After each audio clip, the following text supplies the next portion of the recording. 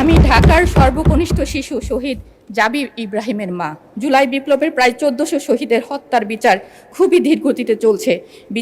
বিচারকে ত্বরান্বিত করা হোক। আমাদের সবার প্রিয় শহীদ প্রেসিডেন্ট জিয়াউর রহমানের সুযোগ্য সন্তান মাননীয় প্রধানমন্ত্রী জনাব তারেক রহমান বলেছেন, জুলাই সনদ অক্ষরে অক্ষরে বাস্তবায়ন করবেন। পুরো বাংলাদেশ তার দিকে তাকিয়ে আছে এই প্রতিশ্রুতির সত্যতা দেখার জন্য। রোকেয়া বেগম, মহিলা আসন ৪৫। ধন্যবাদ মাননীয় স্পিকার। সর্বপ্রথম আমি আল্লাহ সুবহানাহু ওয়া তাআলার কাছে কৃতজ্ঞতা জ্ঞাপন করছি।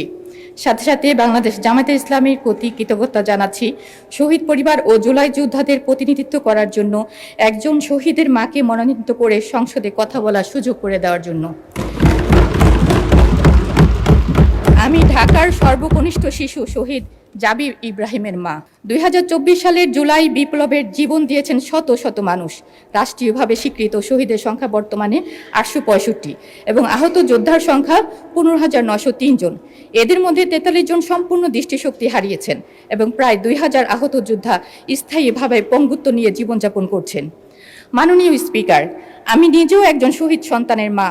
তাই আমি জানি, একটি পরিবার যখন তার সন্তান হারায়, তখন শুধু একজন মানুষ হারায় না, একটি স্বপ্ন হারায়, একটি ভবিষ্যৎ হারায়, একটি পরিবার তার আশ্রয় হারায়।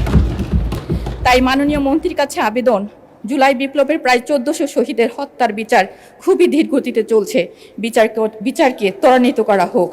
সাথে সাথে অন্যান্য বিচার বহির্ভূত হত্যাকাণ্ড, যেমন বিডিআর তথা পিলখানা হত্যাকাণ্ড, শাপলা চত্বর হত্যাকাণ্ড, সাগররুনি এবং আমাদের হাদি হত্যার বিচার ত্বরান্বিত করা হোক।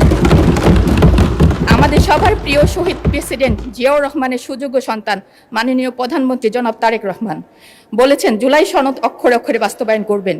পুরো বাংলাদেশ তার দিকে তাকিয়ে আছে এই প্রতিশ্রুতির সত্যতা দেখার জন্য।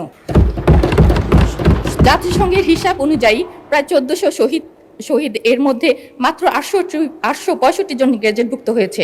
দীর্ঘদিনেও বাকি শহীদদের গ্যাজেট ভুক্ত করা হয়নি। এই জন্য বিশেষ টাস্কফোর্স তদন্ত কমিটি বা তদারকি সেল গঠন করা হোক।